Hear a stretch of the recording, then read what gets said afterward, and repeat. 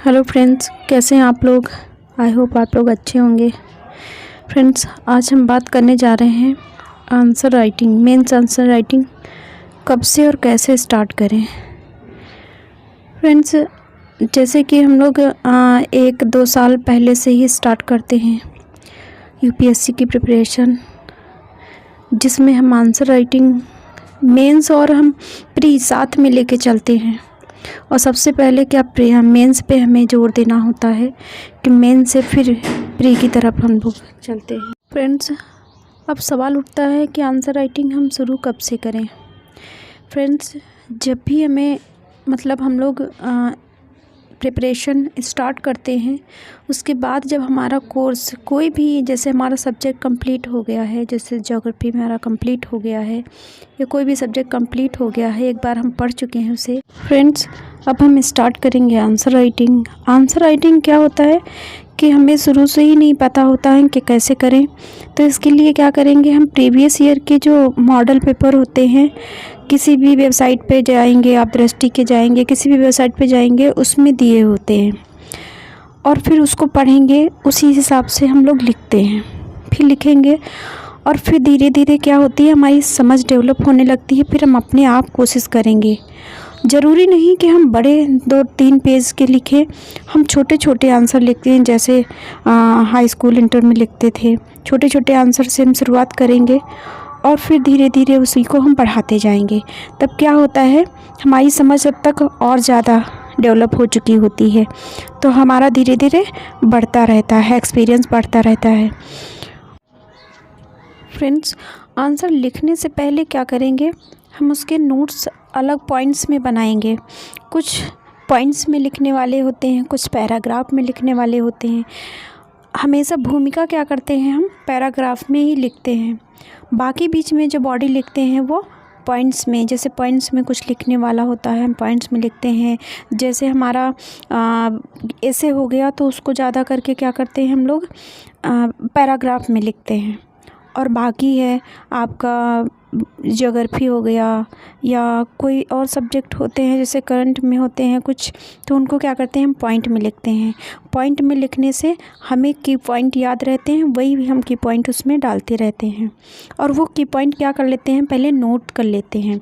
जब उनके नोट्स बना लेंगे तो हमें अच्छे से उनको रिवीजन करके फिर अच्छे से हमें याद रहेगा। जैसे किसी चीज़ पे हमें लिखना है, उस चीज़ का जैसे उस सब्जेक्ट में क्या करते हैं, उसके हम नोट शॉर्ट में बना लेते हैं, उससे हमें याद रहता है। वो पॉइंट लिख लेते हैं, वही पॉइंट याद कर लेते हैं, तो उससे अच्छी हमें समझ हो जाती है और हम फिर आगे उससे लिख सकते हैं। इसके बाद फ्रेंड्स, हम धीरे धीरे क्या करते हैं, पहले शुरुआत में 100 शब्द लिखे, उसके बाद 150 शब्द लिखे, फिर 200, 250, ऐसे ही फ्रेंड्स हम बढ़ाते जाते हैं। और फिर हमारी जो है अच्छे से राइटिंग हम पे हमारी पकड़ हो जाती है। फिर हम किसी भी तरीके से क्वेश्चन बना सकते हैं और उनको जो है लिख सकते हैं। फ्रेंड्स, क्वेश्चन कहाँ से लेंगे, क्वेश्चन हम लोग मार्केट में आते हैं, हमारे मॉडल पेपर भी आते हैं, आंसर राइटिंग के क्वेश्चन भी आते हैं, प्रीवियस ईयर के क्वेश्चन भी ले सकते हैं। और क्या करते हैं, जैसे टॉपिक वाइज, हमारे टॉपिक वाइज भी क्वेश्चंस दिए होते हैं मार्केट में, वहाँ से हम परचेज़ कर सकते हैं। मार्केट में नहीं फ्रेंड्स, जैसे गांव में है या कहीं से भी कुछ लोग नहीं मार्केट से संपर्क स्थापित कर पाते हैं, तो क्या करते हैं, हम लोग ऑनलाइन मंगा सकते हैं। ऑनलाइन भी हमें जो है अवेलेबल है, हम वहाँ से ख़रीद सकते हैं और फिर हम आंसर राइटिंग स्टार्ट कर सकते हैं। फ्रेंड्स, आप लोग को हमारी ये जानकारी कैसी लगी, आप लोग कमेंट करके ज़रूर बताइएगा, लाइक सब्सक्राइब ज़रूर कीजिएगा। हाँ फ्रेंड्स, जब आंसर राइटिंग अच्छे से होने लगे, उसके बाद क्या करिए, आप लोग एक टाइम सेट करके रखिए। जब भी आंसर राइटिंग करने बैठें तो टाइम ज़रूर सेट कर लीजिए। 8 मिनट, 10 मिनट, शुरुआत में आप 15 मिनट दीजिए, उसके बाद में एक आंसर लिखने में 10 मिनट, फिर लगभग 8 मिनट दीजिए। 8 मिनट से ज़्यादा मत दीजिए। शुरू में आप लोग 15 मिनट दीजिए, उसके बाद में टाइम कम कर दीजिए। इससे क्या होता है, एग्ज़ाम में जब आप लोग लिखने बैठेंगे तो हम जो है शॉर्ट में, कम समय में हम अच्छा आंसर लिख सकेंगे। नहीं तो फिर क्या होती है, वही आदत पड़ी रहती है ज़्यादा टाइम लेने की। और फिर हमारे आंसर्स जो है छूट जाते हैं, कुछ क्वेश्चन तो ऐसे ही छूट जाते हैं। तो इसलिए टाइम का ज़रूर ध्यान दीजिए। फ्रेंड्स, ऐसा भी नहीं कि हम लोग आंसर राइटिंग करते हैं तो प्री की तरफ ध्यान नहीं देंगे, प्री की तरफ भी ध्यान देना है, हमें रिवीजन करते रहना है, पढ़ते रहना है। और फ्रेंड्स, जब भी हमारा जैसे प्री का एग्ज़ाम आने वाला होता है, जैसे हमारा जून में एग्ज़ाम होता है, तो हमें लगभग मार्च से हमें प्री के लिए डेडिकेट होना चाहिए, क्योंकि प्री भी ज़रूरी है। मेंस से पहले प्री हमें क्लियर करना होता है। तो क्या करेंगे, हम मार्च से सिर्फ टेस्ट सीरीज़ वगैरह लगाएंगे। कोई टेस्ट सीरीज़ ऑनलाइन भी ज्वाइन कर सकते हैं, या हम लोग हार्ड कॉपी में ऑनलाइन मंगा सकते हैं, या फ्री ऑनलाइन भी होती हैं शायद टेस्ट सीरीज़, तो वहाँ से भी हम लोग कर सकते हैं।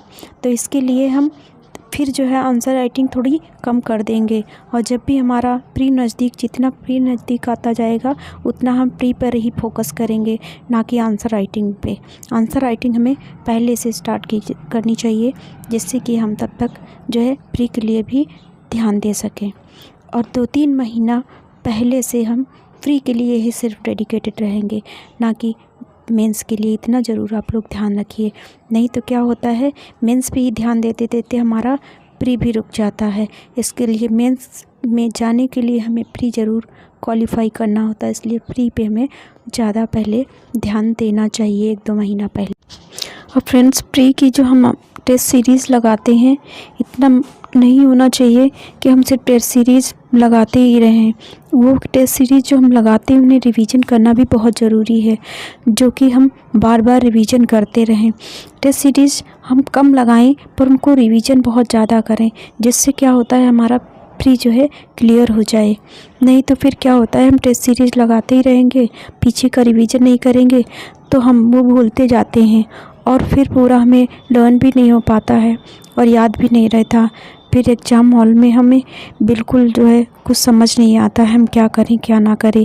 कभी ऐसा लगता है कि हमें ये क्वेश्चन आता है पर हम नहीं कर पाते हैं, और फिर उसमें क्या होता है, उलझ जाते हैं, उससे दूसरा क्वेश्चन भी नहीं कर पाते। इससे क्या करना है, हमें मल्टीपल रिवीजन करना है फ्रेंड्स, सिर्फ पढ़ते ही नहीं रहना है। हर जो टेस्ट सीरीज़ लगाए हैं उसको मल्टीपल रिवीजन ज़रूर करें, इससे बहुत ज़्यादा आसानी रहेगी। Thank you friends.